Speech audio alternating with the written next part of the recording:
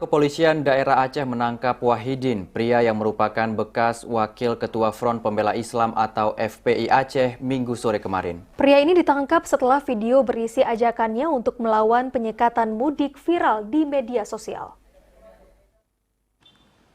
Pasca menjalani pemeriksaan sejak ditangkap Minggu sore, Kepolisian daerah Aceh telah menetapkan Wahidin sebagai tersangka Undang-Undang Transaksi Informasi dan Transaksi Elektronik atau ITE.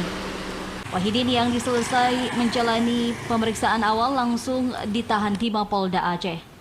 Wahidin ditangkap di rumahnya di Kecamatan Loknga, Aceh Besar pada Minggu sore sekira pukul 18 waktu Indonesia Barat.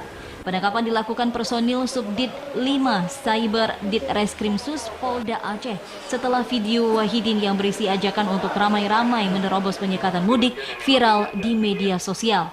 Menurut Direskrimsus Polda Aceh, pembuatan video didasari ketidaksukaan pelaku terhadap pemerintah. Pelaku awalnya memposting video tersebut di grup WhatsApp dan diunggah ke akun media sosial lainnya.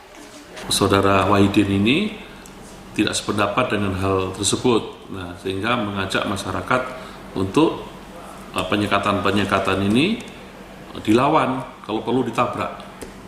Terus menganggap rezim pemerintah itu adalah komunis. Ini yang terkena dalam undang-undang IT ini, dia mengujar kebencian, yang provokatif, mengujar kebencian kepada masyarakat untuk melawan pemerintah. Selain pelaku, polisi juga menyita barang bukti video serta 1 unit telepon genggam. Pelaku dijerat dengan pasal 28 ayat 2, GO pasal 45A ayat 2 Undang-Undang Nomor 11 Tahun 2008 tentang Informasi dan Transaksi Elektronik ITE dengan ancaman minimal 5 tahun penjara. Dari Banda Aceh, Tim Liputan TVRI Aceh melaporkan.